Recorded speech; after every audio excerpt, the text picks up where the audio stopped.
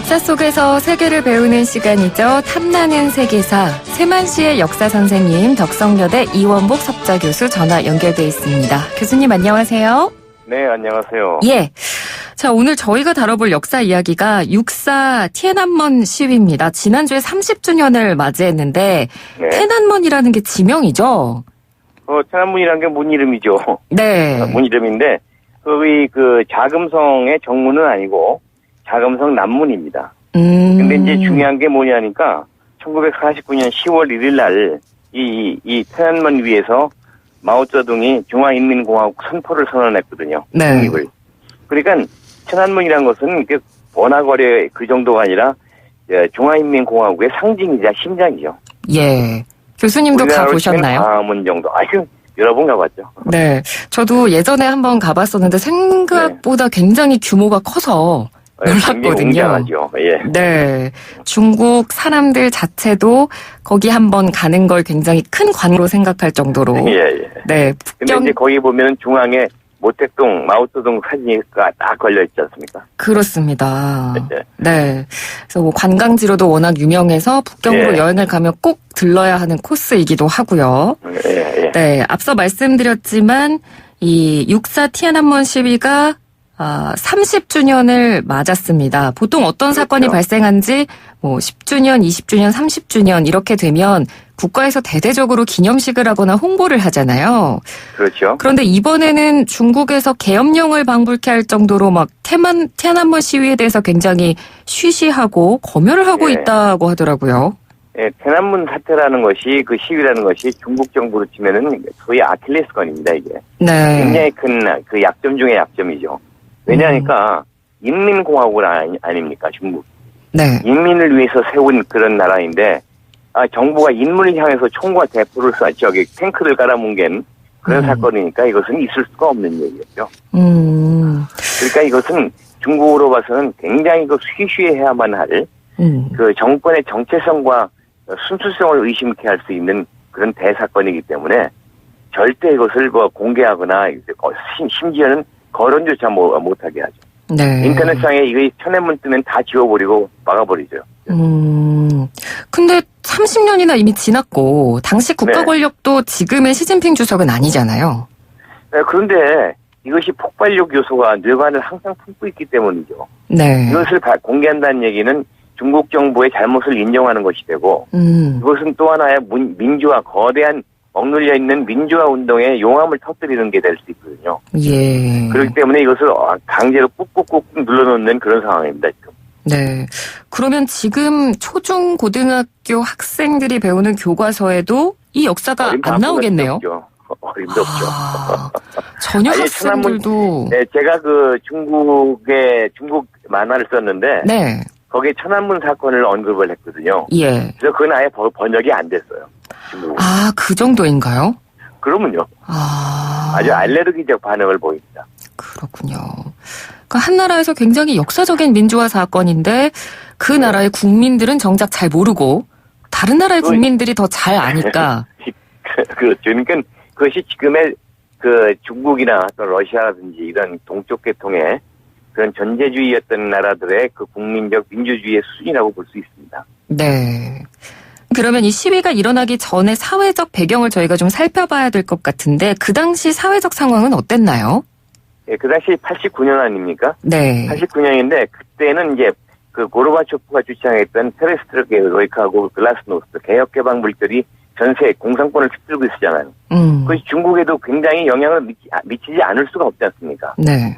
근데 그때 이 개혁파들의 개혁을 요구하는 사람들의 심볼이었던 후야오방이라고 하는 당 서기장이 갑자기 죽습니다. 그러니까 사람들이 굉장히 좌절을 하죠. 예. 그래서 이게 초긴장이 됐는데 이 4월 22일 날 장례식은 무사히 치러요. 왜 그러냐니까 시위를 하더라도 이때 공산당한테 약점을 잡히지 말자고 해서 질서전하게 시위를 마칩니다. 장례식을. 그런데 그때 5월 4일경에 소위 제1차 세계 개발은행 그것이 최초로 중국에서 열립니다. 개발은행 연차회의가. 전 세계에서 유력한 인사들이 모여들고 5월 15일경에 후반에 이 고르바초프가 처음으로 이 중국을 방문하게 돼요. 네. 여러 가지가 겹친 거죠. 그러니까 이제 어떤 불평 불만이 후야오방의 죽음으로 해서 폭발 직전인데 거기에 세계적 유력 인사가 몰려들고 고르바초프, 페레스트로이카와 글라스노스 상징인 고르바초프까지 오니까 이때 우리가 뭔가 보여줘야 된다. 그래서 시위가 시작된 거죠. 그렇군요. 이 후야오방 전 공산당 총서기가 어떤 인물이었길래 이렇게 태안만 시위에 불이 붙었을까요? 그 전에는 계속해서 덩샤오핑이 쭉 해오다가 그러니까 이제 보수 원로파가 쭉 집권하고 있었죠. 네. 근데 후야오방이 이제 좀 더 이렇게는 느리면 안 된다. 이 공산당 위기에 온다. 그래서 좀 더 빠르고 좀 급진적인 개혁을 해야 되는데 주장하니까 이 보수 원로파들 급격하게 강력하게 반발을 한 거죠. 그래서 당 지도부 내에서 이 권력 알력이 생기는 겁니다. 네. 급진파하고 보수파하고. 그래서 결론적으로 이것이 이제 급진파를 지지했던 학생들 노동자들이 결국은 보수파에 의해서 진압된 겁니다. 이게. 그렇군요. 이天安문 시위가 역사적으로는 6월 4일로 날짜가 기록이 돼 있는데 아까 뭐 쭉 과정을 말씀을 해주셨지만 5월부터 그러니까 대규모 농성은 이루어지고 있었던 거죠. 예, 그것이 이제 장례식이 끝난 다음에 후야오방 장례식이 4월 22일에 질서 있게 끝났는데 네. 5월 4일부터 아시아 개발은행 연차회가 시작되고 네. 고르비가 오니까 이때부터 모이기 전에 뭔가 보여주기 위해서 또 고르비가 도착하기 전날 2,000명이天安문에 모입니다. 광장에. 예. 그러다 그것이 점점 가다가 16일, 17일 되니까 100만 명이 넘어요. 100만 명이 넘으니까 이것은 공산당 볼 때는 굉장히 위기 아닙니까? 그렇죠. 100만 명이 모였다는 거. 그 큰 광장을 가득 메우고 함성을 지르니까 정권의 위기가 온 거 아니에요. 그러니까 5월 19일 날 덩샤오핑이 그때 수상이었던 리펑에게 계엄령을 선포하라고 지시합니다. 네. 그래서 5월 20일 날 계엄령이 선포되죠. 그런데도 불구하고 이 인민해방군이 투입이 됐어도 계속해서 이 시위대가 줄지 않고 계속 버티고 있는 거예요. 텐트 치고 계속 개혁 개방을 요구하고. 네. 그러니까 도저히 이것은 이게 임계치를 넘어서니까 더군다나 인민해방군이 우리가 어떻게 인민에게 총불을 돌리냐 해서 멀찌감치 뒷짐지 구경만 하고 있는 거예요. 네. 그러니까 이 학생들 시위대들은 군인들도 우리 편을 들었다 이렇게 생각을 하고 시위대가 더 늘어나는 겁니다. 네. 그러니까 덩샤오핑이 안 되겠다 해가지고 6월 4일 날 탱크하고 이 기관총 동원해가지고 확 잃어버린 거죠. 탱크로天安문 광장에 이 천막들 다 깔아뭉개고 발포해서 그때 죽은 사람이 굉장히 이 여러 가지 설이 있는데 200명에서 1만 명까지 대중이 없습니다. 네. 200명에서. 그런데 중국에서는 한 번도 공식적인 통계를 낸 적이 없는데 네. 대충 중국 사람들 얘기는 200명에서 400명으로 얘기하는데 서방청 얘기로는 10,000명까지 얘기하거든요. 그런데 이 진상은 아직까지 전혀 밝혀진 바가 없어요.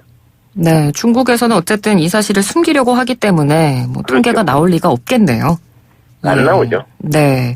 그러니까 아까 말씀해 주셨지만 이 소련 고르바초프 서기장의 방중이 그 당시에 굉장히 큰 외교적 이벤트였으니까 당연히 그렇죠. 다른 나라에서 기자단들도 대거 중국에 와 있었을 대거 테고요. 중국이었는데 네. 그 현장을 생중계한 거죠. 그러니까 이런 시위 상황이 전 세계에 생생하게 생중계가 됐나요? 네, 그 생중계는 모르겠습니다만 사진 보도 같은 건 다 됐겠죠. 그러니까는 그 중국 사람들은 잘 모르는데 전 세계는 잘 알고 있는 겁니다. 참 아이러니합니다. 그럼 네, 이 시위 이후에 중국 정부는 어떤 변화의 움직임이 있었나요?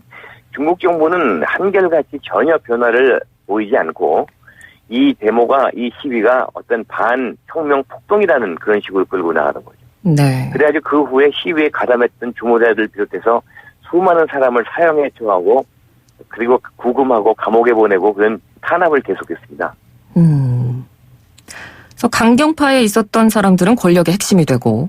그렇죠. 그러니까 네. 강경파에 있었던 보수 원로 측은 집권을 계속하는 것이고 네. 그 맥락이 지금까지 시진핑까지 이어지는 거예요.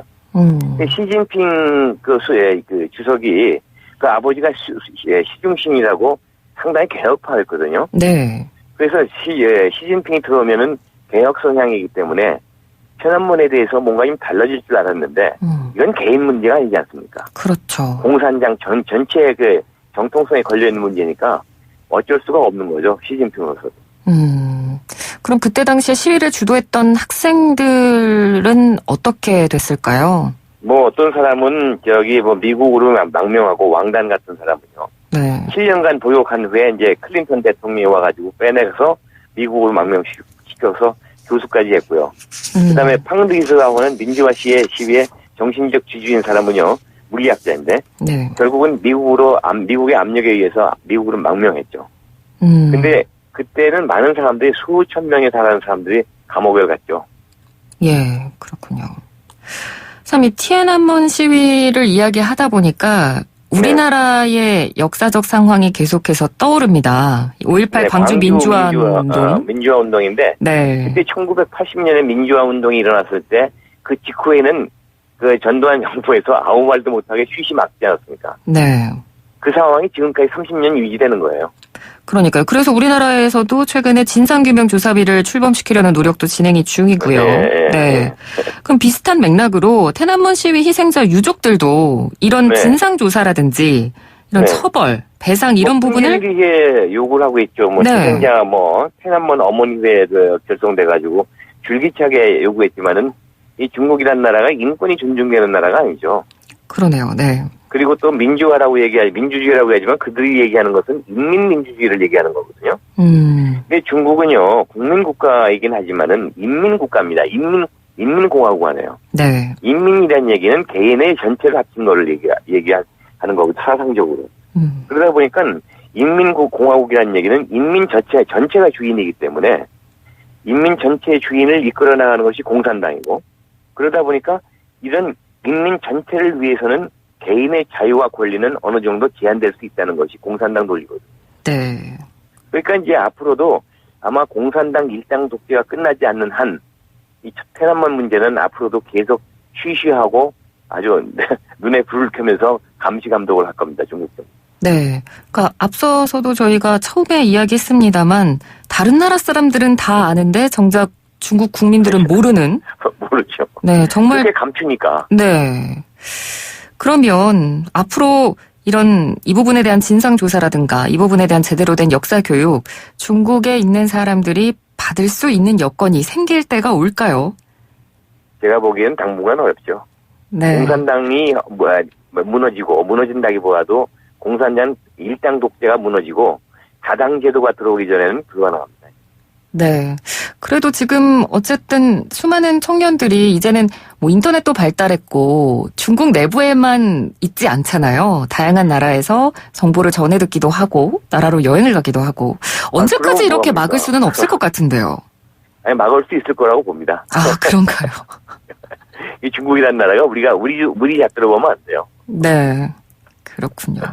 안타까운 부분이네요. 네, 이런 부분. 그렇습니다. 네. 네, 오늘은 티안안먼 시위 30주년을 맞아서 역사를 한번 공부해봤습니다. 말씀 잘 들었습니다. 고맙습니다. 네, 감사합니다. 네, 지금까지 이원복 덕성여대 석좌교수와 함께 이야기 나눴습니다.